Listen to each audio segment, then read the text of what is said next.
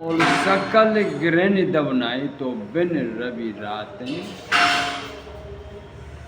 मान लो ये दोहा बोला है मैंने, अब हम या का विश्लेषण कर। रा का पद कहते हैं चंद्रमा से,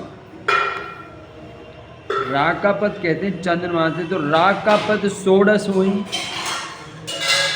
मान लो वो 16 कला से और उदय हो, रा का पद षोडश हुई। तारा गण समुदाय 16 कला से चंद्रमा उदय हो, जितने भी तारा गण हैं इनके साथ में हो, और सकल ग्रहण दबनाई तो बिन रवि रातें जाई। मान लो चंद्रमा 16 कला से और उदय हो, सारे ही तारागणों के साथ में, और जितने भी पर्वत हैं इनमें सब में आग लगाई दी जाए। मगर ये सब कुछ होने के भी बावजूद बिना भगवान भास्कर के, रवि माने सूर्य भगवान, बिना सूर्य भगवान के उदय हुए बिना और रात्रि कभी भी नष्ट नहीं हो सकती। सूर्य भगवान जब उदय हो जाता है तो अंधकार मिट जाता है और प्रकाश में परिणत हो जाता है। ऐसे ही ये तो एक दोहा के माध्यम से और कुछ बातें बता, कहने का तात्पर्य यह है कि बगैर भगवान के शरण ग्रहण किए बिना, भगवान के नाम उच्चारण किए बिना, किसी ही लगाओ जंतु से लगा करके गरुड़ भगवान तक, जी, मान लो सबसे छोटा जंतु मच्छर से भी और कोई छोटा जंतु होगा निश्चित रूप से, क्योंकि भगवान की बनाई हुई 184 योनियां हैं ऐसे कहते हैं, और ये प्रमाण भी मिलता है। मगर 84 लाख योनि, 84 लाख एक योनियां हैं, वो एक मानस तन की योनियां हैं। बाकी 84 लाख योनियां हमेशा जीव योनि से परिणत। अब 84 लाख एक योनियां जिसमें मानस तन आता है, और मानस तन को भगवान ने बड़े ढंग से रचा है। उस प्रभु की कितनी बड़ी असीम कृपा है हम पे। हालांकि सभी योनियों को सब कुछ दिया है प्रभु ने, मगर मानस योनि के लिए प्रभु ने बहुत बड़े बड़े साधन दे दिए, और इसी शरीर में दे दिए। प्रभु का साधन दिया हुआ यह हाथ है, ये प्रभु का ही दिया हुआ है। इस शरीर के अंदर जो भी जितने भी साधन हैं वो सारे ही प्रभु के दिए हुए हैं। हाथ उन्हीं का दिया हुआ है, और हाथ में भी हाथ ऐसे वो बना दे उपकरण, जैसे कि अंगरिया, वो अंगरिया अगर सूदी सट होती तो मुट्ठी नहीं मरती, मगर भगवान की कृपा से मुट्ठी भी मरने वाली और फूट जाती है। इससे सब कुछ कार्य हो जाता है, क्योंकि प्रभु की कृपा से हो रहा है। उनकी कृपा के बगैर ना ही तो मुट्ठी मरती है और ना ही मुट्ठी फूटती। क्यों कि भगवान ने मान लो हाथ में हाथ दे दिया, वो हाथ में भी ऐसे विचार बना दीजिए कि हाथ किसी को पकड़ लेता है और किसी को हाथ छोड़ देता है। जी। पैरों को भी प्रभु ने ऐसे ही बनाया है, हाँ। क्योंकि अगर पैर का कोई भी सब जैसे अंगड़ियाँ निकल जाए तो शरीर का बैलेंस गड़बड़ाने लग जाता है। हमारे अंग में हर प्रति अंग जी। अपनी अपनी जगह पे सभी अंग अहम रखते हैं। अपनी अंगड़ियाँ अपनी जगह पे है, अंगूठा अपनी जगह पे है, तो ये अहम रखे और अपनी अपनी जगह पर अपने अधिकार से बैठे। जी। अब लग पाँव में बड़ा साधन दे दिया प्रभु ने, हाथ प्रभु ने बड़े साधन दे दिए हमको। मुझे महाराज जी ने बड़ा देखूंगा। हमने नहीं पढ़ा। अच्छा, कान भी दे दिए प्रभु ने हमको। अगर प्रभु की दी हुई जो वस्तु है इसका कोई मोल नहीं है, ना ना अतुल है। ये इसका कोई मोल नहीं। मुंह दे दिया है प्रभु ने, और मुंह में भी जीव दे दे। उपकरण के तौर पे सब कुछ दांत दे दिए, डाढ़ दे दिए, कीला दे दिए और जिल्हा दे दिए। नाक है, नाक अच्छे बुरे का मान लीजिए कि गंध को भी सूंघती है और स्वाद को सुगंध को भी सूंघती। नेत्र हैं प्रभु के दिए हैं। अगर 1 अरब रुपया खर्च किया जाए प्रभु का सा नेत्र, अगर ये नेत्रहीन है जाए जो कोई लोग आए, मगर उस पर नेत्र नहीं लग पाएंगे। बड़े से बड़े डॉक्टर पे क्यों अरबों रुपये खर्च कर दे, फिर वो प्रभु के दिए जैसे नेत्र हैं वो नेत्र नहीं लग सकता। क्या लग जाए?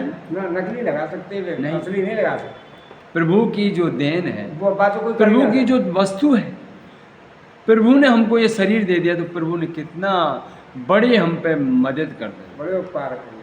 बहुत बड़ा उपकार कर दिया। उनका कभी उपकार चुक नहीं सकता है हम पे कई जन्म में। तो ये सब कुछ होते हुए और फिर हम उस प्रभु को बोल रहे हैं जिसने हमको ये कुछ दे दिया, सब कुछ दे दिया, और फिर भी उनको हम याद ही नहीं करें कभी भी। ठीक है। हालांकि ये वस्तु उनकी है, ये हमारी नहीं है। ये सब अच्छा, उनकी ये वस्तु है और उनको थोड़ा सा भी टैक्स नहीं भरते हैं। अगर उन प्रभु की वस्तु हम उन्हीं के हैं और इस अज्ञान में फंस करके उसी को भूल गए जिसने हमको इस शरीर दिया है, सृष्टि के रचने वाले को भूल गए। इस शरीर की रचना सृष्टि से भी बड़ी है जी, क्योंकि हमारे लिए तो यही सृष्टि है, इसी से सृष्टि का स्वादन चख रहे हैं हम। अगर यही नहीं होता तो हम क्या जानते सृष्टि क्या है। तो शरीर इतना बड़ा उपकरण से भर भर के प्रभु ने हमको दे दिया, और उस मालिक को, महामालिक को, हम पे बहुत बड़ा उन्होंने एहसान कर दिया। उस एहसान को, प्रभु की को हम भूल गए, उस प्रभु को ही भूल गए। हाँ, भूल गए। और ज्ञानता है ना, सब कुछ हमको उन्होंने माँ के पेट में ही सारी व्यवस्था कर दी महामालिक ने, और बाहर आए माँ के पेट में से तो सारी व्यवस्था बाहर कर दें। वो हम पे कितना एहसान कर रहे हैं, कितना हमको गैल चला रहे हैं। बहुत बड़ा। अंगड़िया पकड़ के तो बाप माँ चलाते हैं, और मगर वो तो बिगर अंगड़िया के पकड़े वो चला रहा है हमको। हाँ, वही से करते थे, आंकड़े चलो। अगर प्रभु नहीं होता तो हम माँ की अंगड़िया को पकड़ना नहीं जानते। कैसे बचाते? अगर प्रभु नहीं होता तो हम बाप के सानिध्य में नहीं रह पाते, और अगर प्रभु नहीं होता, हमको नहीं देता, तो हम माँ के पेट में भी नहीं रह पाते। हमारा गरीबी छीन हो जाता, प्रभु की कृपा के बगैर हमारा गरीबी छीन हो जाती। तो सब कुछ जो दिया है हमको वो महामालिक उस मेरे प्रभु राम ने दिया है। मैं राम कह रहा हूँ, मेरे इष्ट मेरे श्री सीताराम जी। मान लो आप किसी दूसरे इष्ट से पुकारते होंगे, मगर मैं सीताराम जी की कह रहा हूँ। और उन सीताराम जी की हम पे असीम कृपा है, और असीम कृपा को भुला करके प्रभु की को, और फिर उस बंजर में जा रहे हैं हम। उस कौन से बंजर में जा रहे हैं? माँ हमको चाटने के लिए कुछ नहीं मिल रहा, हमको वहाँ जा रहे हैं और उस क्षेत्र को जब देख रहे हैं तो उस क्षेत्र में हमारे खाने लायक कोई वस्तु नहीं है, मगर फिर भी वहीं जा रहे हैं उस प्रभु को पीछे बुला करके। जबकि मालिक ने बहुत बड़ा एहसान कर दिया। तो जागते समय, सोते समय ज़्यादा नहीं तो 108 नाम तो सुबह ले लो, 108 शाम को ले लो और पूरे दिन भर कुछ काम करो। काम भी कैसे करो महाराज, इसमें भी फर्क है कि काम जैसा करो जिससे हमको प्रभु सराहे। पैसा तो प्रभु की जब कृपा होगी तो पैसा तो तुम्हारे आगे चला आएगा, अपने आप आता है, चक्र है। मगर जिसने हम, जैसे हम गरीब हैं और किसी की डेंग मजदूरी करने जा रहे हैं तो उस मजदूर जो मालिक है हमारा, जो हमने मजदूरी पे ले गया है, उस मालिक की ताबेदारी हमें 8 घंटा भोगनी होगी, भगानी होगी, भुगतानी होगी और बड़े ईमानदारी से भुगतानी होगी। ईमानदारी से काम करो। क्यों कि हम उनके मजदूर हैं, वे हमारे मालिक हैं मजदूरी करेंगे। और उनको मालिक की तरफ तरीके से रखना है, हम मजदूर की तरीके से रहेंगे। अगर मालिक कहीं दाएं बाएं हो जाता है, हम उनके मजदूर हैं और मजदूर होते हुए मालिक ही करें तो फिर हमारी मर्यादा नहीं है। हमको मालिक वहाँ रहे या नहीं रहे, फिर भी हमें मालिक मानना है। अपने आधार से काम करना। हम मजदूरी करें, किसी मालिक के नीचे जाएं तो हमको मालिक मानना होगा। हमसे अगर छोटा है कोई तो हमें वो चाहे माने या मत माने, ये हमारा छोटा है, ये हमसे बड़ा है, ये हमसे बराबर का है। तो इस तरीके से सारे ही जो रिश्ते हैं, मानस के जो सारे ही रिश्ते हैं, उन सारे ही रिश्तों को मान के और अगर सबका व्यवहारिक तौर से सम्मान करें तो वो ज़िंदगी एक अच्छी ज़िंदगी के रूप में होती है। अब हम देखो पैसा अब क्या है, कोई मालिक को नहीं मान रहा है, मजदूर अपने आप में मजदूर नहीं समझ रहा है कि मैं मजदूर हूँ, बाप को कोई बाप नहीं समझ रहा है, माँ को कोई माँ नहीं समझ रहा है, बहन को कोई बहन नहीं समझ रहा है, चाची कोई चाची नहीं समझ रहा है, ताई को ताई नहीं समझ रहा है, चाचा को चाचा नहीं समझ रहा है, ताऊ को ताऊ नहीं समझ रहा है।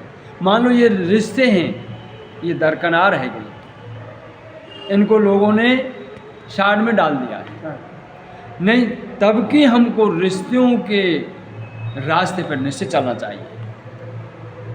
अगर हम रास्ते पर चलेंगे तो शायद सामने वाला भी रास्ते पर चले। देखा देखी सब करते हैं। मजदूरी करके सब हम शाम को घर आएंगे, हमको जैसी रोटी मिल जाएंगी प्रभु की कृपा से, उन्हीं को खा के और सो जाएंगे तो नींद अच्छी आएगी,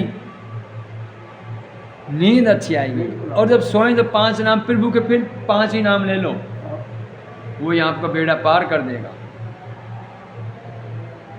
काम कुछ करते नहीं हैं, भगवान को मनाते नहीं हैं, संत महात्माओं को की बात को नहीं मानते, संत महात्मा दरकनार कर दिए, अपने आप में शहंशाह बन गए और जो रिश्ते निभने चाहिए थे उन रिश्तों को भी लोगों ने उनके ऊपर पर्दा डाल दिया है। ऐसा नहीं है, हम सब भगवान की संतान हैं और चाहे यहाँ के हो चाहे वहाँ के हो, मिलना ये हम सभी एक हिंदुस्तानी हैं और हिंदुस्तान के नागरिक सभी हमारे भाई हैं। हम उनके हैं, वे हमारे हैं, चाहे किसी जाति संप्रदाय से हों, वो हमारे हैं और हम उनके। मान लो हिंदुस्तान में कोई भी आदमी रह रहा है, वो हमारा है, हिंदू हो या मुस्लिम हो या सिख हो या ईसाई हो, और हिंदुस्तान में रह कर के हिंदुस्तान की बजानी चाहिए, क्योंकि हम इसमें पल बड़े हैं, इसका सब कुछ खा रहे हैं, इसका नमक खा रहे हैं, इसका पानी पी रहे हैं, और हिंदुस्तान के हम नागरिक होते हुए भी और अगर हम दूसरे विदेश की बजाएं तो वो हिंदुस्तानी नहीं कहलाएगा। वो या हिंदू हो या मुसलमान हो या सिख हो या ईसाई हो, हम हिंदुस्तान के हैं। हम हिंदुस्तान में मरेंगे मिटेंगे और हिंदुस्तान को जब तक मनाएंगे, हिंदुस्तान की जब तक हम परवस्ती करेंगे, तब तक हमारी इस शरीर में दम रहे। हम हमेशा जय हिंद बोलते रहेंगे, हम हमेशा जय श्री राम बोलते रहेंगे, हमेशा जय श्री कृष्ण बोलते रहेंगे। मान लो भोले बाबा या कोई किसी नाम से पुकारे, मगर हम सनातन धर्म से कभी इधर विधर नहीं जाएंगे। हम सनातन धर्मी हैं और सनातन ही रहेंगे और हिंदू हैं, हिंदू ही रहेंगे, हिंदुस्तान के नागरिक। अब ऐसे कहते हैं, ऐसे सुना भी हमने, जो पले बड़े न्याय और गीत अलग के गा रहे हैं, तो हमारा नहीं हो सकता है वो हमारा नहीं हो सकता है कभी। और जो हमारा है तो हमारी मिट्टी के लिए मरना मिटना उनके लिए परम कर्तव्य है, परम धर्म है। जय श्री राम।